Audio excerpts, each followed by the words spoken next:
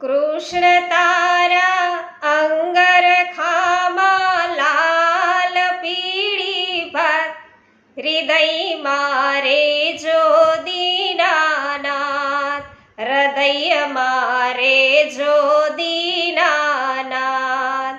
ઘા કરવાલે ગોરી ફોડી, સીકેથી મૈનાય ખાડોડી. પ્રભુ છે એ વૈષ્ણવો બાલ લીલા કરી રહ્યા છે નંદ ભુવનમાં. અને હવે માતા યશોદા છે, આ દહીંનો માટ છે એ ફોડી નાખ્યો છે એટલે ગુસ્સે થયા અને પ્રભુને હવે ખાંડણીએ બાંધવા લાગ્યા છે.